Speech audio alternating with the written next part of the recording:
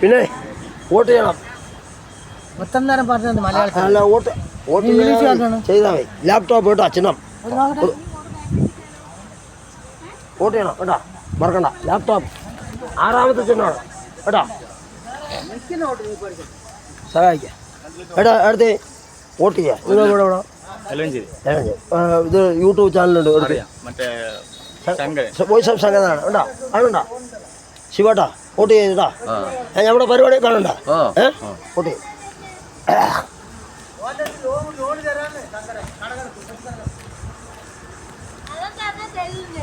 പിന്നെ വോട്ട് ചെയ്യണം. വോട്ട് ചെയ്യും. ലാപ്ടോപ്പ് TV പറഞ്ഞല്ലോ, അന്ന് പറഞ്ഞല്ലോ. രണ്ടാമത് വന്നില്ലേ ഇപ്പോൾ കേട്ടോ. ശരി കേട്ടോ കേട്ടോ, സഹായിക്കണം കേട്ടോ.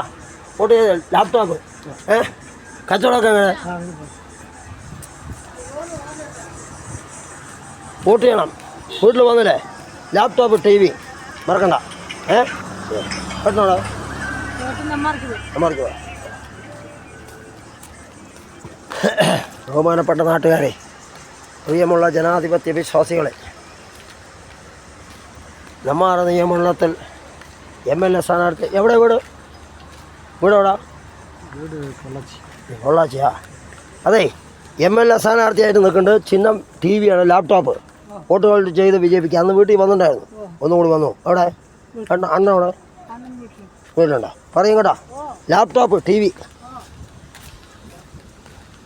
MLA സ്ഥാനാർത്ഥിയായിട്ട് നിൽക്കുന്നുണ്ട്. പോത്തുണ്ടി ഡാമിൻ്റെ താഴെയാണ് ഇപ്പോൾ ഞാൻ.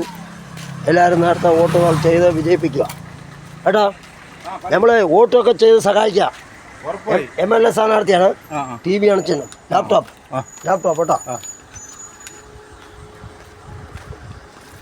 സഹായിക്കണമെന്ന് അഭ്യർത്ഥിക്കുന്നു.